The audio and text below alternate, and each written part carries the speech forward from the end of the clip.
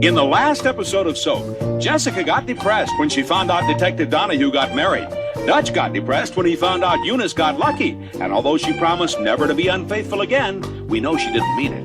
Bert got rid of his depression over dying by trying to get on a book of world records. Jody got depressed because he couldn't find a nanny. And until he found a nanny, he couldn't go to work, which was depressing his bank account. So he moved back home, which helped Mary over her depression. Depressed? You won't be after this episode of Soap.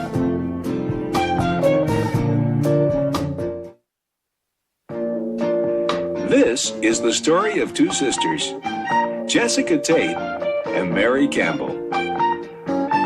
These are the Tates, and these are the Campbells. And this is Soap.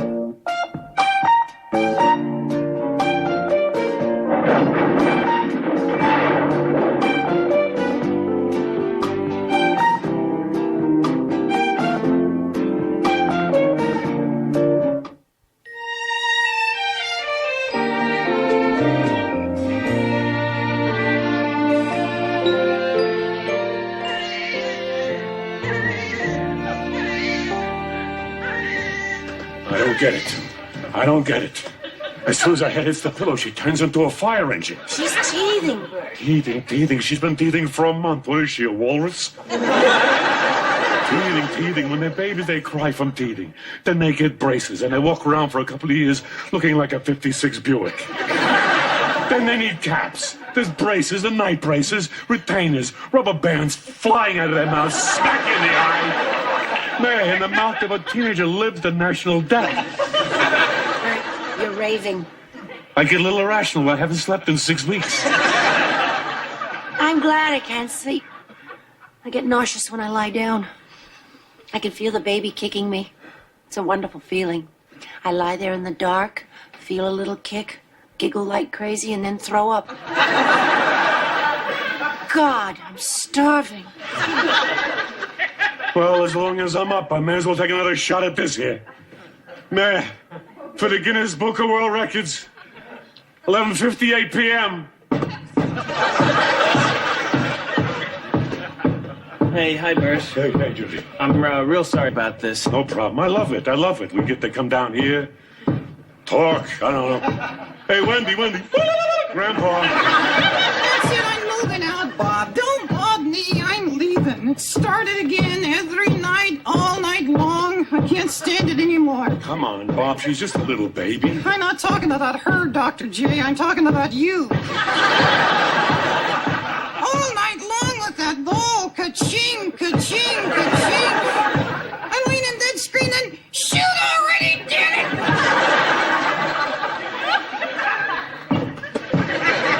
Dad is trying to get into the Guinness Book of World Records. So what, Dana Nudge? Reminds me of my cousin Pinocchio. What a pain in the rear he is. I wanted to hear real night boy. All night long it could make you throw up.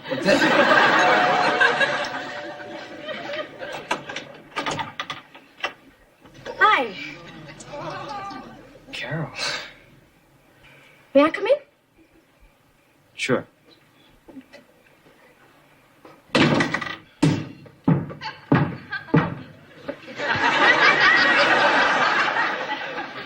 How have you been? Fine. Fine. Miss Lawrence. Oh, well, we better get dressed, man. We're gonna make that movie. Let's go. Oh, Bert, it's midnight. I'll put on a skirt. I won't be a minute. Hi, Mary. Hi, Carol. Excuse me, I have to throw up. Chuck, do you think you and, Bob, why don't we go for a walk? Oh, hi there, Carol. Long time no see. Bob. Listen, did you get that Mother's Day card that we sent? Oh, I guess not. Good night, little Windy. Huh. You look well? You were, in the neighborhood and thought you'd just drop by? Something like that, yes. God, she's beautiful. More beautiful than I remember. You got some memory. She looks like you. When she's awake and screaming, I think she looks like me. But right now, I think she looks a lot like her. I think she looks like you. She's incredible. So how you been? Good, good. What happened to the cowboy? Oh, he's here. We came into town together for the rodeo. Is the rodeo in town? Damn, my chaps are in the cleaners. May I hold her? Of course.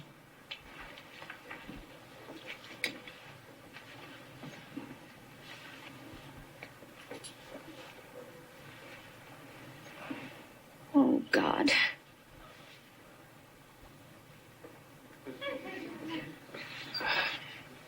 Carol, would you mind putting her down? I really want her to sleep. Okay.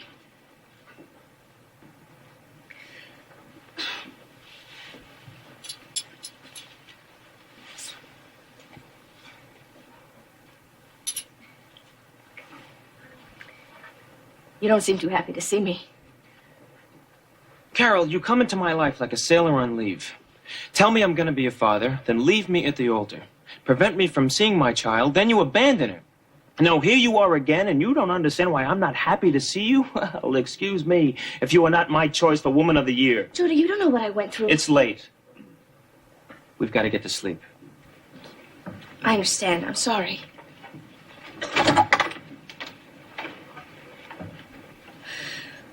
We'll be here till the end of the month. May I see her again?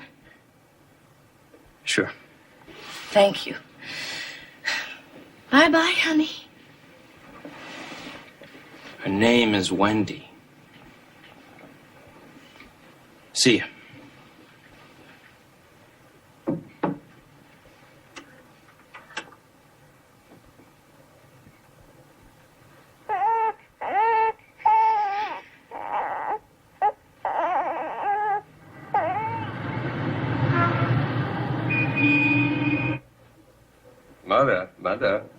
Mother, will you listen to me? Mrs. Fader got killed by a lion on a safari in Africa. You live in Queens. What do you mean you're next? It had nothing to do with you. She stepped out of a Land Rover and tried to sit on a lion. What has that got to do with you?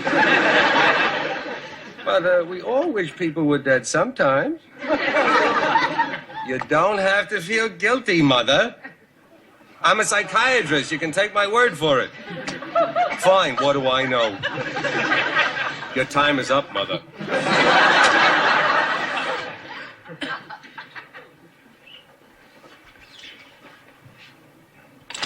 Mrs. Tate? I'm not crazy. I'm sure you're not, Mrs. Tate. Come in. You see, I'm here because of my children. They wanted me to come here. I understand. Sit down. Do you really understand, or are you just saying that to humor me because actually you really do think I'm crazy? I don't think you're crazy, Mrs. Tate. Believe me. Sit down.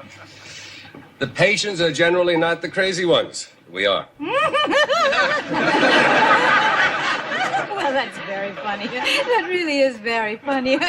Oh, well, I feel much better now. You see, I was a little depressed. That's why my children wanted me to come here. Now you've made me laugh, and I feel so much better. I really want to thank you for that, Doctor. Goodbye. You have 48 minutes left. That much? Well, I just want you to know, Doctor, I have no intention of being entirely honest about everything. There are some things I prefer to lie about. That should be helpful. That just about does it. Time's up. 47 minutes left. Of course, I do have one aunt, distant aunt, very, very distant. She lives in Portugal.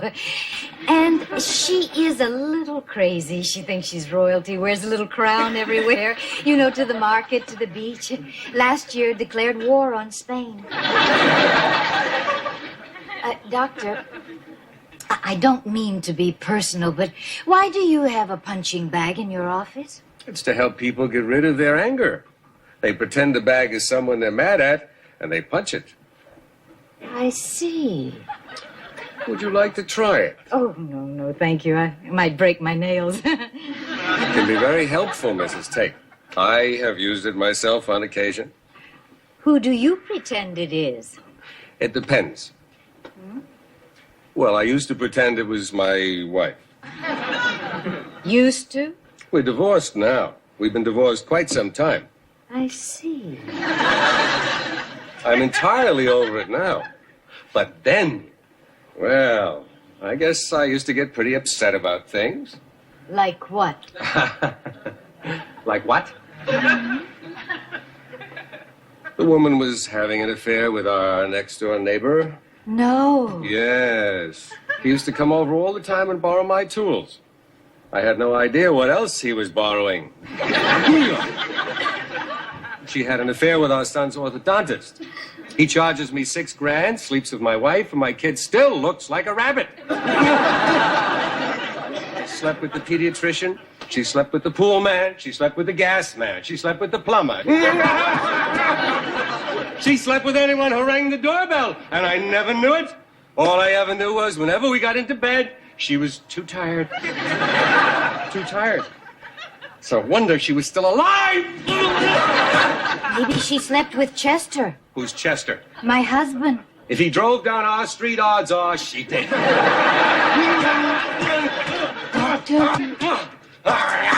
Are you all right? Of course, I was just demonstrating.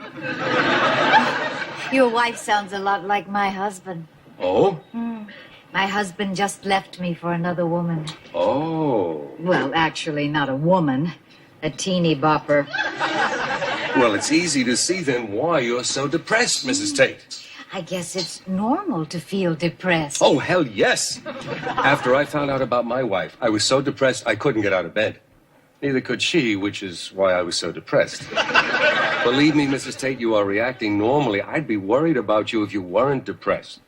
Now, why don't you try to get rid of some of your anger? Go on, punch it. But I'm not angry, really. Oh, come on, you gotta be a little angry. No, really, nothing. After what your husband did, you're not the least bit angry? No. Think of what he did. Think of how he treated you. The cheating, the deception, all those years, all those lies, all those women.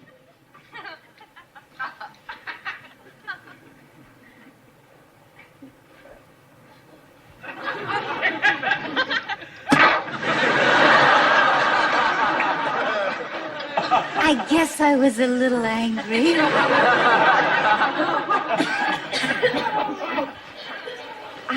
I'm so sorry.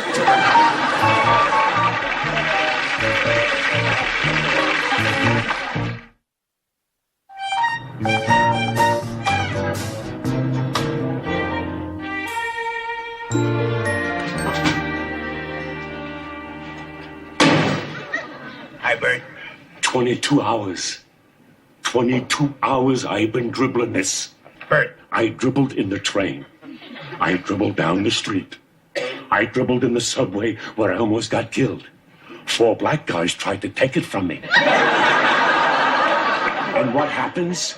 In your office, one of your stupid nurses slaps it out of my hands. What is wrong with her? Where is her mind? She takes a person's basketball in the middle of a dribble? I'm sure she didn't realize. 22 hours.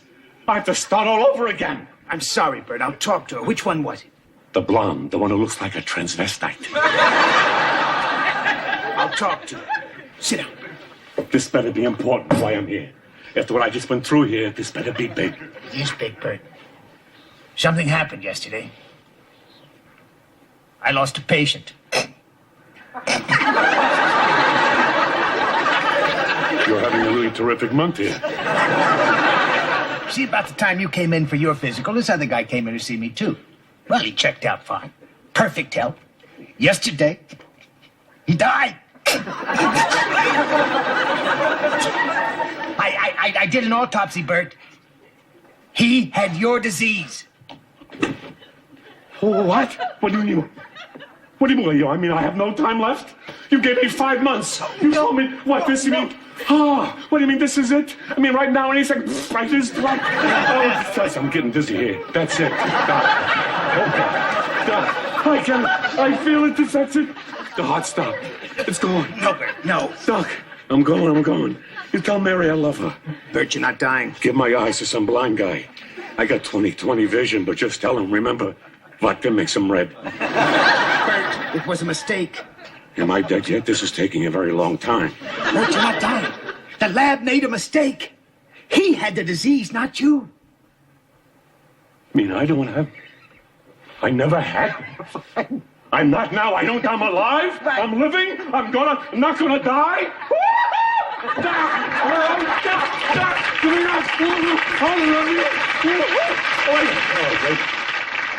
I feel awful. That poor guy died, and I'm happy. Oh, if it's any help at all, Bert, he was a terrible guy. See, that's why I got so upset when I thought you were dying. I said, why, Bert? Why should Cookie live and Bert die? His name was Cookie. You can imagine a man named Cookie. Wait a minute here. How do you make a mistake like this? How do you make this mistake? Computer error. Computer error? Happens, Bert. Computer error? We're talking life and death here, not master charge. I moved those off the Flatiron building. They're ruining our lives, these computers. I had a friend once shot the computer. He made him so crazy. The computers, you ever make a mistake on your bill? Forget it. Once it's in the computer, it's there for life. I'm glad you brought that up, Bert.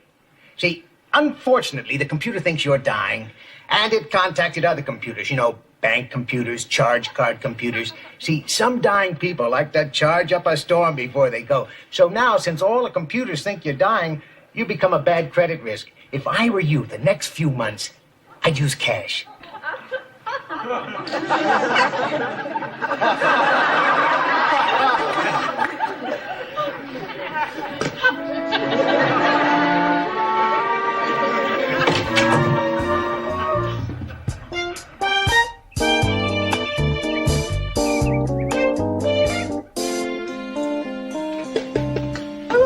Making lunch?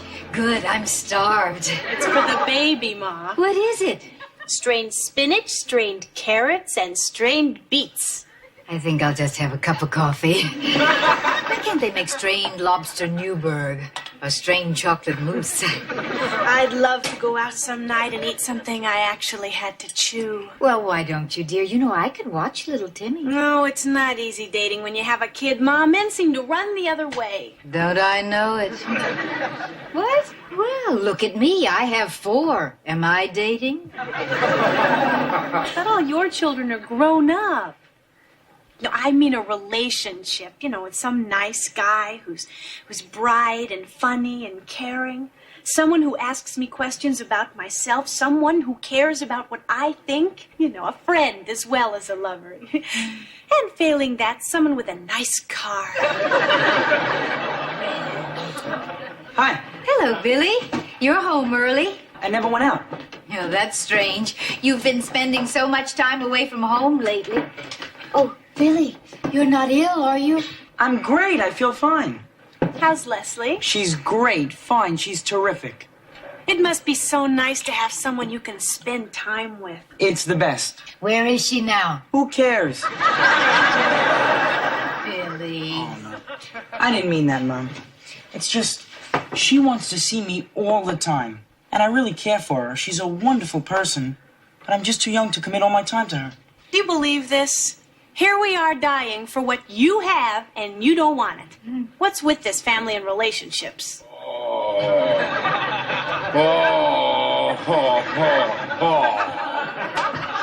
Is something the matter, Dutch? Oh, nothing. Everything is Jake. You seem a little depressed. I found this on my pillow. What is it? It's a letter. I know that, dear. I mean, what is in it? I haven't read it yet. I'm too scared. Well, who's it from? It ain't from the Tooth Fairy. It's Eunice. She wants me out. Now, Dutch, we don't know that for sure. Yeah, this is goodbye. That's what this is. I got 24 hours to get out of her life. I'm getting the boot, the old wazoo, the long goodbye. Why don't you read it? I can't. If this says what I think it says, I'll go nuts. Now, Dutch, I know that your natural instinct is to tear the kitchen to pieces and throw it piece by piece into the pool. But you're a mature, intelligent man, and I'm sure you can take any news, good or bad, with dignity and decorum. Thanks.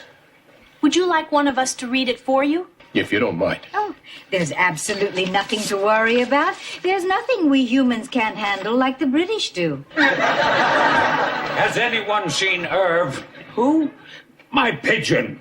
I sent him across the lines with the prescription to fill, and he hasn't returned. The damn bird. Oh. Exactly. It's a lousy letter, ain't it? No, not at all. Not at all. Look, neatly typed. It's in a new envelope, nicely folded. You read it to me? Fine. Fine. But we're going to play a little game first. It's called Tie Up. You see, we are going to tie you up real tight, and then we'll read the letter. Won't that be fun? No, please. I can handle it, really. I believe you, Dutch. I believe you. Corinne, you read the letter.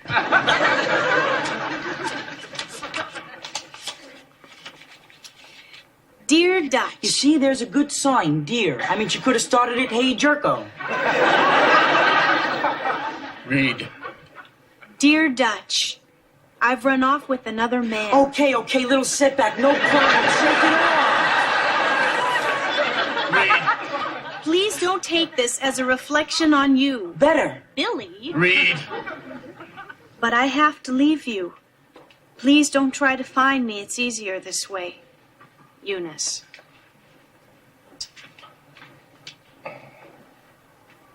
God, look at the time. Well, so long, everybody. I better run.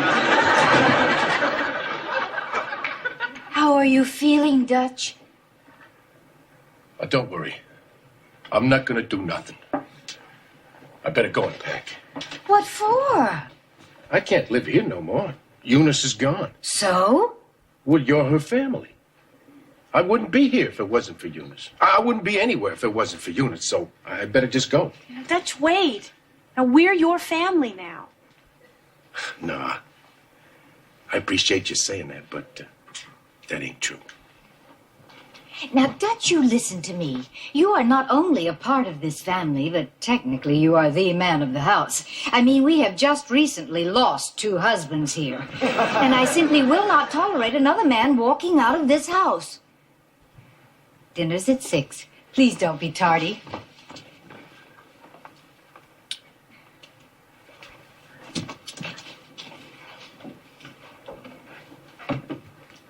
Your mother's really a nice person.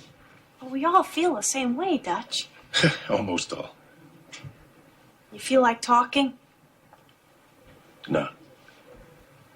You feel like crying? I haven't cried since so. I don't cry. Well, then, would it help if I held you?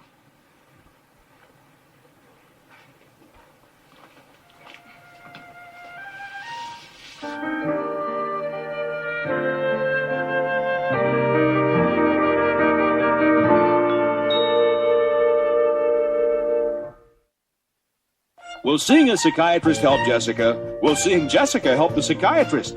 Now that Eunice has left home, will Corinne end up with her room, her clothes, her man? Did Carol just drop by to see the baby, or does she really want something else? Now that Bert knows he's not going to die, will finding out Mary's baby might not be his kill him? These questions and many others will be answered on the next episode of Soap.